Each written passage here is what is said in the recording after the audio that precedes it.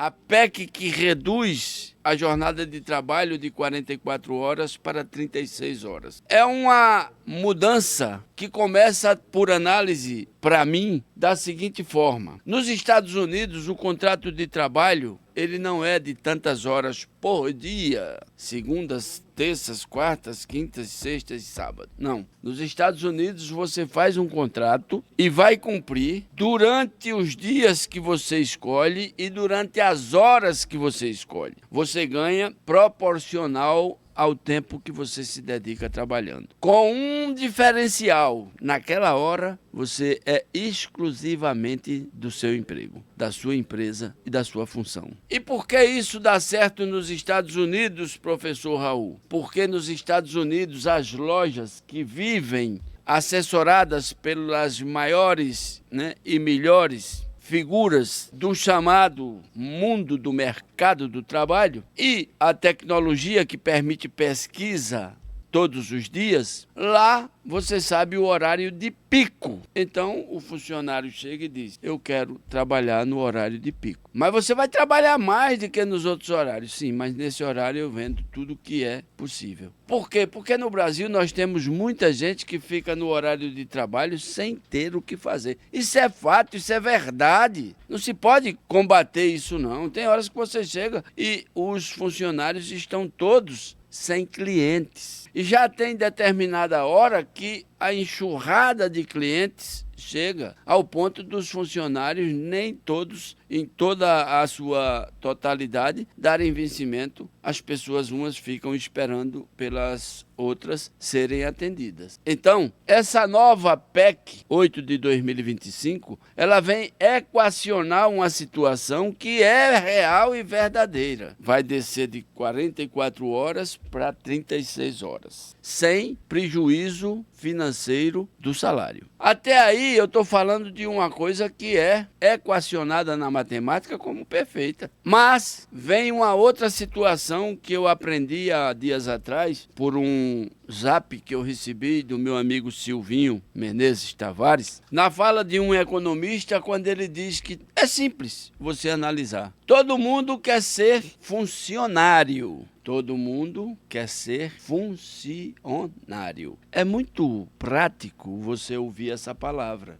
Muita gente pensa que ser funcionário é o seguinte: é cumprir as 8 horas de trabalho por dia e todo final de mês receber o dinheiro. Acontece que o funcionário tem que ser um trabalhador. Ele tem que produzir para poder a empresa arrecadar e ter como pagar o salário dele. Aí esse economista fala, também tem o missionário, que o missionário fala do além-túmulo.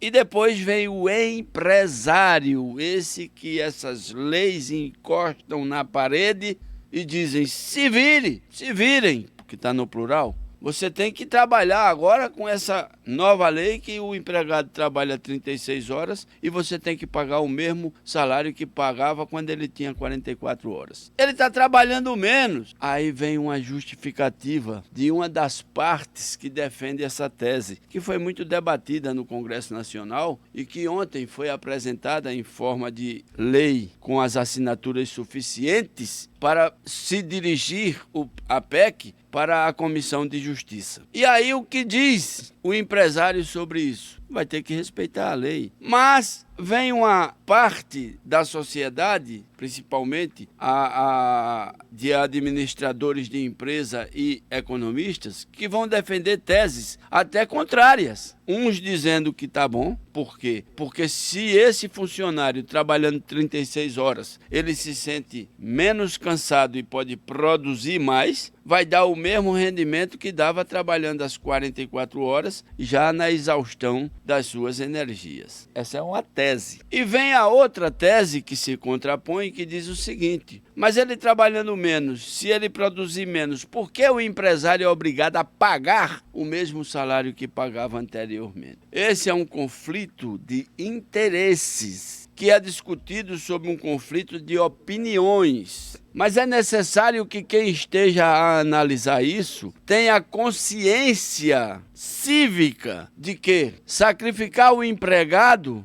traz prejuízo para o empregador. E dar uma liberdade excessiva ao trabalhador prejudica ao empregador. É uma relação complexa. Mas tudo isso, professor Raul, passa por uma situação que o senhor definiria como? Eu defino claramente. É o tempo de Cazuza que não para, que vai ajustar tudo isso e mais na frente isso tornar-se funcional e com bons resultados. Neste momento vai ser um clima de discussões, de análises, de apresentações de teses, mas que, em resumo, só vai ser comprovada a sua eficiência ao longo do tempo. E aí é aquela coisa, se entra essa lei, passa na Comissão de Justiça, vai a plenário, é aprovada e o presidente Lula assina, sanciona, é lei, todo mundo vai ter que cumprir. Aí você diz assim, então vai ter mais empregos? Vai ter mais empregos. Porque quando você tem uma empresa que trabalha o regime de 44 horas, se o funcionário trabalha 36 horas, então quem completa as outras 8 horas, correto? Por outro lado, vem a possibilidade de ajustes para empresas de grande porte, médio e grande porte. Pega uma turma, bota de tal hora a tal hora, e pega outra turma, bota de tal hora a tal hora, de tal forma que completam-se as 44 horas, pagando-se